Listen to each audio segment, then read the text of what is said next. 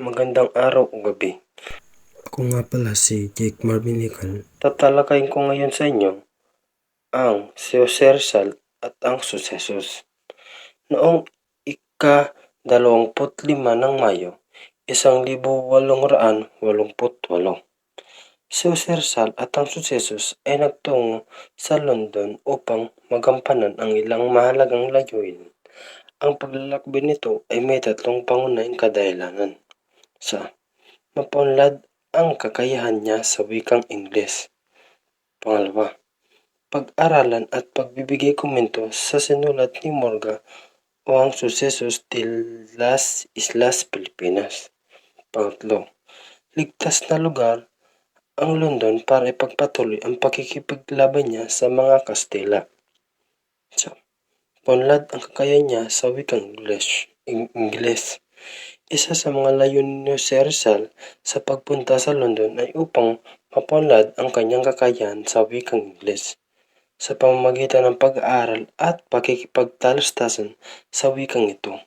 Naging mas proficient si Rizal sa paggamit ng Ingles sa kanyang mga sulitin at komunikasyon. Dalawa, pag-aralan at pagbibigay komento sa sinulat ni Morga. Isa pang layunin ni Rizal sa pagbisita sa London ay ang pag-aral at pagbibigay komento sa akda ni Morga na may pamagat na Sucesos de las Islas Pilipinas. Sa pamamagitan ng pagsusuri sa akdang ito, nakilala sa paglalarawan ng kasaysayan ng Pilipinas. Naging mas malalim ang pag-unawa ni Rizal sa kasaysayan ng kanyang bayan. Pangatlo, ligtas na lugar ang London para ipagpatuloy ang pakikipaglaban niya sa mga Kastila.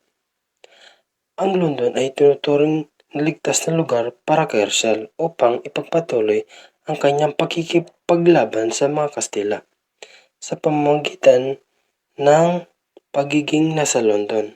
Mas naging malayo si Rizal na magpayag ng kanyang saloobin at magtulak ng mga reforma para sa mga kapakanan ng mga Pilipino. Sa pamamagitan ng pagtungo sa London noong 1888,